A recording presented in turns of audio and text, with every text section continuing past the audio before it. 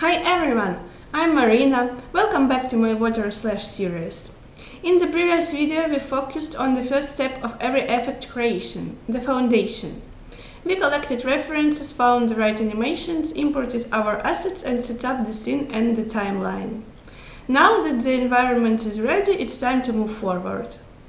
Today we are starting the real creation phase, asset creation, and we'll begin with the meshes.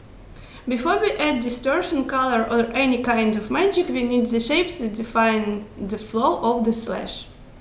The mesh determines the movement, the silhouette and how textures will stretch, blend and travel across the surface. In this video we'll create two meshes completely from scratch in Blender, fix their UVs and test them inside Unity. One mesh will serve as the core of the slash and the second, more volumetric mesh will wrap around it to add thickness, motion and form. This is still not the final effect, it's the early sculpting and blocking phase. But it's a crucial step because if the mesh is wrong, nothing we do later will look right. So let's dive into Blender. Let's create our first mesh, a simple flat semicircle. It's the most basic shape in this series, but it already teaches us everything about flow, UVs and clean topology. I start by adding a cylinder. This will give us a perfect circle to work from. Then I press 3 to switch into face selection and delete both caps, we only need the ring. Now I switch to vertex selection with 1, select the top vertices and scale them down to create that nice tapered arc. Next, I select all vertices and flatten the mesh along the Z-axis. This gives us a clean, perfectly flat base shape. Now we need to delete half of the circle. To make sure we remove the correct side, I select one half and quickly check the UVs. If the UV seam is not centered, I delete the half that corresponds to the positive or negative X side, whichever preserves a clean UV layout. This next step is optional. We can see now the tips of the shape using soft selection. Just enable proportional editing and change the brush size with the mouse wheel. This gives a nice taper, but it doesn't have to be perfect. This mesh is mostly for demonstration. Then I rescale the UV so they occupy the full UV space. I also use absolute grid snapping to snap the points cleanly onto the grid for consistency. If needed, I add a few horizontal edge loops. This gives the shader more geometry to work with for erosion or distortion. We can also add vertex color if we want to hide the tips with shader graph later. First I add a color attribute and set it to white. Then I enter vertex paint mode, pick black and gently paint the areas I want to fade. This gives us full control later in Unity. Before exporting, I rename the mesh in the outliner. Good naming saves a lot of time once we start importing multiple variations into Unity. Now I scale the mesh up, for example to 50, so it matches the real size inside Unity. After scale, I apply all transforms, so the mesh stays visually large, but its scale resets back to 1. This keeps your scene clean and prevents unexpected behavior inside the engine. And finally, I export the mesh directly into my project folder as an FBX. This way, any changes I make in Blender will update automatically in Unity. Just remember, the blend file itself should stay outside of the Unity project and always export using selected only to avoid extra geometry. Now let's create our second mesh, and this one will be more volumetric, built from a sphere. It gives us a thicker, more dynamic water slash that behaves differently inside the shader. So I start by adding a sphere, and then I delete half of it based on the UVs. For spheres, the UV seam usually runs along the y-axis, so that's the side I remove. To work faster, I switch to X-ray mode. That lets me select rows of faces all the way through. I delete the top cap, a few extra rows and do the same for the bottom. This leaves us with a clean band of geometry. Next, I scale the mesh along the Z-axis to stretch it into more of a volumetric slash.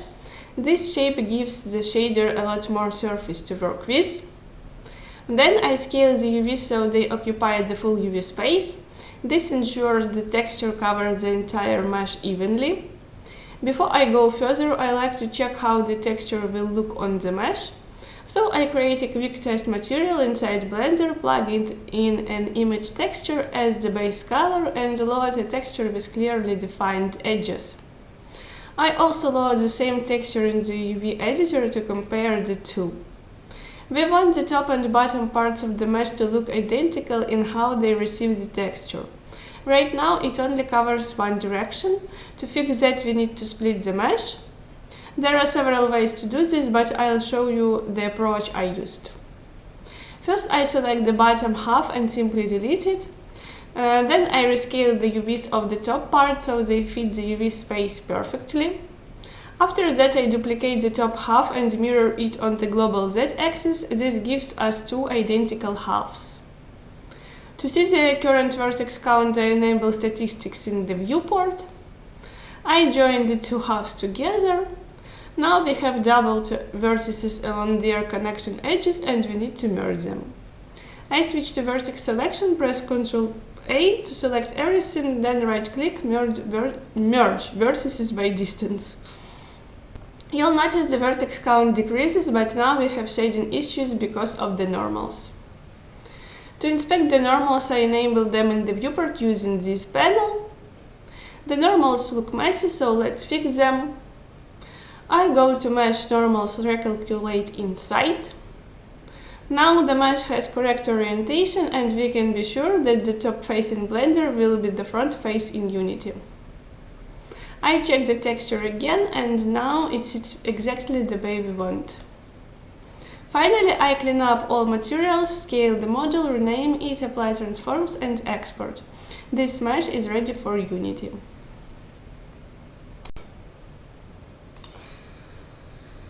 Now let's bring our meshes into the scene and test how they behave.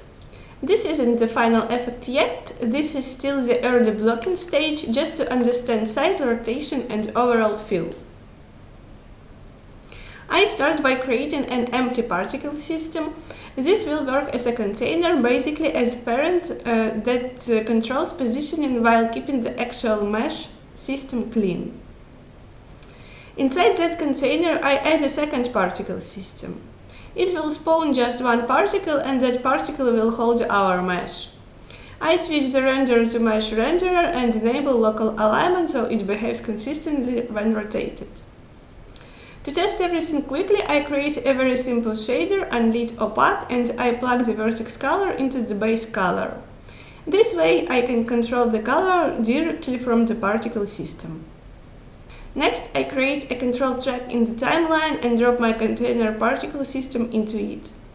This allows me to align the slash movement with the character's animation or any camera motion. I notice that the mesh is rotated in a way that's not convenient to work with, so I go back into Blender, rotate it 90 degrees on the x-axis, apply all transforms and export it again. This makes the workflow inside Unity much easier. It's important to move and rotate only the container, not the inner particle system that holds the mesh.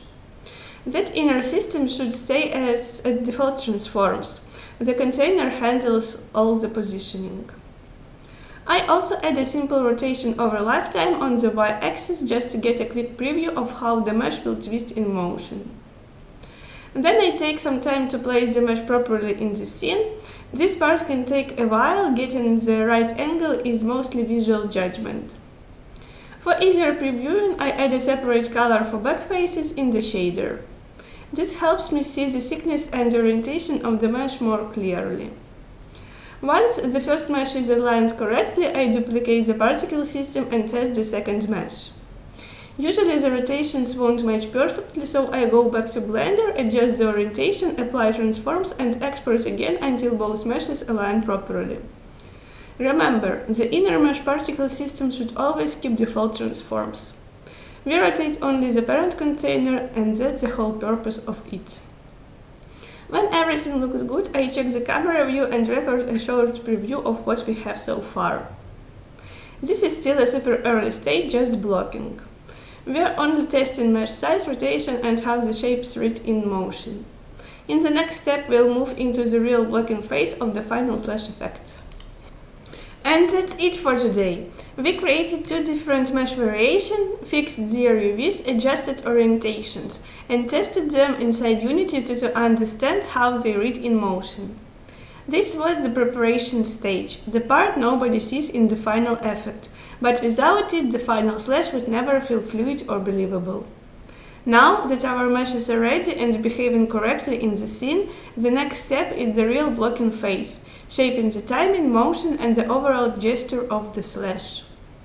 From here the effect will start to come alive. If you are following this series, leave me a wave in the comments and I'll see you in the next chapter of this water journey.